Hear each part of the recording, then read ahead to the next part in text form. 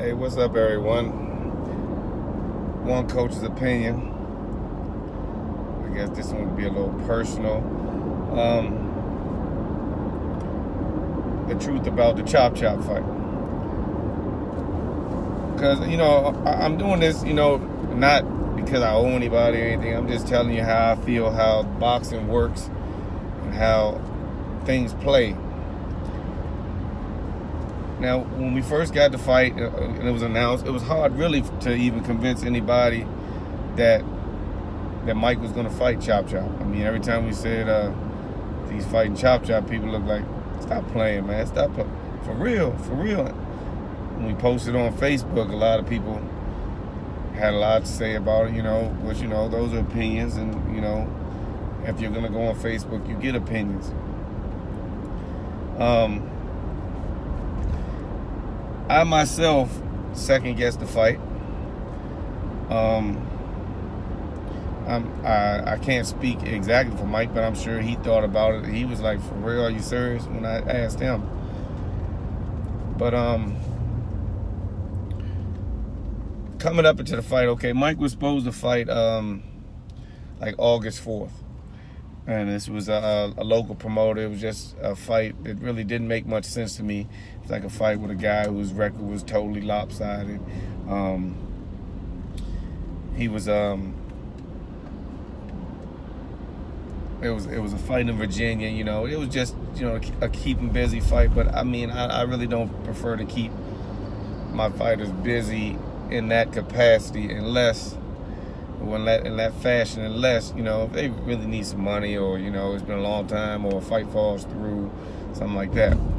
So the fight actually fell through, and we actually didn't want the fight anyway, but, boxing is his living, so it's what he does. But another opportunity came up, and they were looking for a fight. His promoter was looking for a fight in the area. So,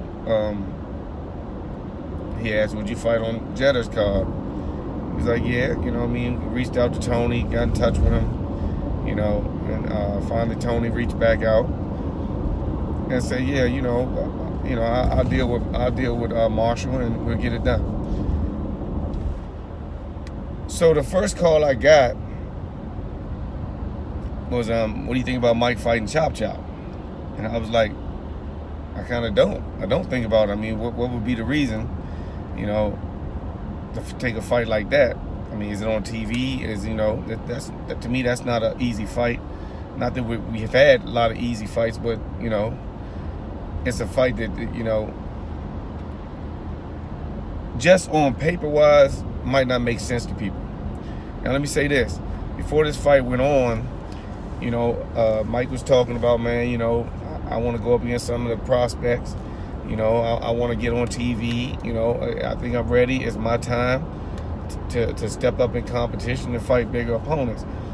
And at 17-0, I mean, his last fight was against, I think, something like 11-2, 14-3, 11-3, something like that. So he was fighting some tough guys. It wasn't like we were fighting lopsided guys anyway. But he felt some of these fights I'm taking are just as good as some of these fights the guys are taking that are fighting on TV.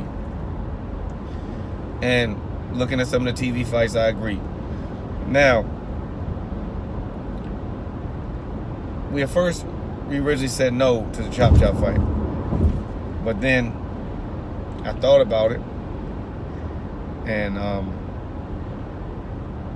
asked Mike about it. I said, is the reason we're saying no just because it's Chop Chop? Is it personal?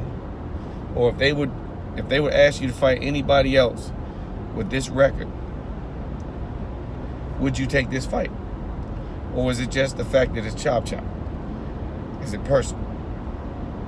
I said, if it's just personal, then you might reconsider taking the fight. It's a big fight. You're saying you're ready for these big fights.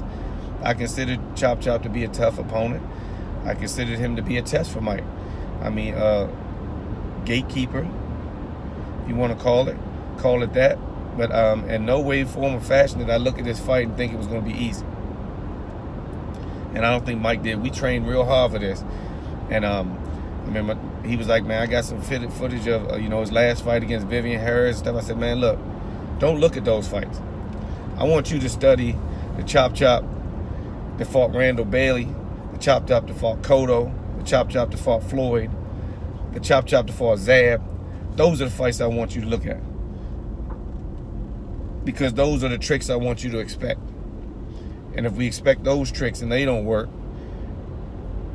then the other tricks won't work either. So I say that to say in no fashion, shape, or form did I think this was going to be an easy fight. And I still say it wasn't an easy fight. I don't care how outcome comes to a fight. We had an opponent that never stopped coming. He came forward all the time. I mean, he was trying to knock Mike's head off, you know, so it was a tough fight. I mean, when we were back there with the broadcasters, and they said, well, you know, Chop Chop says that this is going to be Hagler versus Hearns, and he's Hagler, and he's going to stop Mike. And I also seen articles where Chop Chop said that, and, you know, I'm not talking about he say she's. I'm looking at these articles with him speaking. You know that, you know, his record would be tarnished losing to a lesser opponent like Mike Fox. His father shouldn't have put him in a fight like this. Now this is, take father son out of it. This is just a team decision. But those are the things we look for going into this fight. A guy that feels he's going to knock him out. A guy that feels that you shouldn't even be in the ring with me. Those are the things we look for when we took this fight.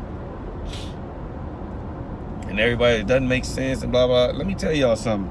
Because some of you guys are in the ears of some of these young fighters. When you tell them, well, yeah, you know, you want to take this and the right fight. There is no right fight for you. Really, to be honest. There is... I think this might be a good fit for you. I mean, you got a level of a chance of winning if you want to look at a chance of winning. But it's guys out there that go out there and one wrong punch changes a fight around. This is the fight game. And shout out to Ross Malavinsky and Keystone Boxing, but they're not really throwing shows no more. So some of the local guys in this area, you see, aren't fighting anymore. Why? Because they won't go outside of their home. They won't go outside of the area and take a challenge. Nobody is going to bring you to any state, other state, and give you a lopsided opponent unless you just got some connections. Some of you guys don't have the connections to pull stuff like this off. Some of you guys are going to end up retiring because you won't take challenges. There's no guy out here just giving signing bonuses to young talent. Young talent is earning what it's doing now. Unless you're coming off the Olympics or something like that and got a big name or know somebody that can vouch for you, you still might not get what you want. But you're going to have to start taking some chances.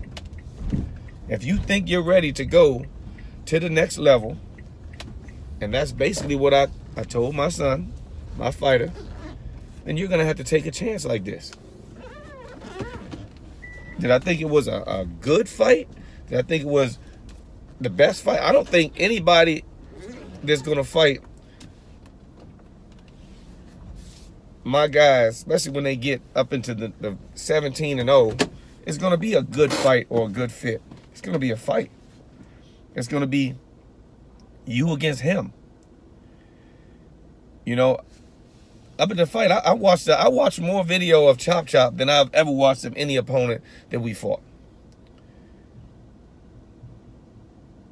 A lot of fights, man. Randall Bailey. I mean, fights, to be honest.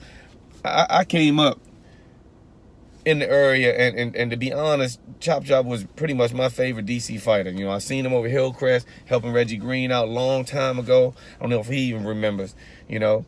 And I watched his fights on TV, and man, you know, the style he had, you know, the trickery he used in his fights, the movement. If anybody knows the way I train my guys now, I mean, that basically is my style, you know. Sometimes Chop stood in front of guys a few times where and traded because that's just the warrior in them. But as far as being the movement and slickness, like the Mark Johnsons, the Chops, you know, the movement part, that's what I look for. You know, I mean, even, you know, coming up watching Sean Bay, he was sort of a mover too. I mean, he moved, but he wasn't, to me, as slick and as Chop. You know what I'm saying? And Mark, they had a little slickness with him in the game. But back to what I'm saying, I watched this film because to me this was pretty much the biggest fight of Mike's career in my eyes. Might not have been the resume, the biggest resume, but I mean, to me, you get a guy, 2 14-0 guys fighting each other, you know what I'm saying? That's a big fight. That's a big fight for two guys that are 14-0, or two guys that have winning records and both of them trying to knock each other out. Knock each other off the prospect list. That's a big fight to me. I mean, Chop carried a big name, you know what I'm saying? He carried big experience, you know what I'm saying? I've always had respect for him, you know what I mean? He's always had respect for my boys. You know, it was just fight time to me. And I still got the same amount of respect for him that I had going into the fight and now. But I'm just letting people know the reason you take this fight, because it's going to come a time when you're going to have to test your fighter. And it's not going to be with an easy fight. It's not going to be with some guy that he could just run through. It's going to be with a hard test. A test that might, you know, keep you awake at night.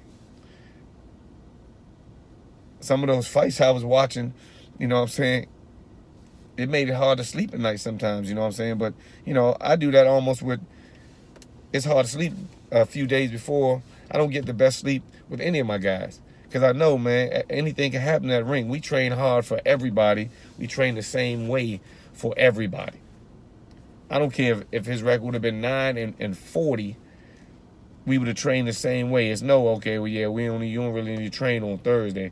We train for everybody because you never know who's going to show up, and you're training for the next man. You're always training for the tough guy. If you can train for that tough guy, you can beat that easy guy. That goes without saying. Or you'll be in position to beat that easy guy. I don't think no fight is just a handover. At any time, anything can turn around. But for all the, you know, the naysayers, because, you know, at first it was a dangerous fight, and now that Mike won, Chop was old. You know what I'm saying? But let me see some of you other guys out there take the same challenge. And I'm not asking you to. I'm just telling you, man, if you think Chop was old, I mean, you know, I don't know if you watched the fight, and Mikey say, I played it all pretty good, but even the announcer saw, he called me a good body shot.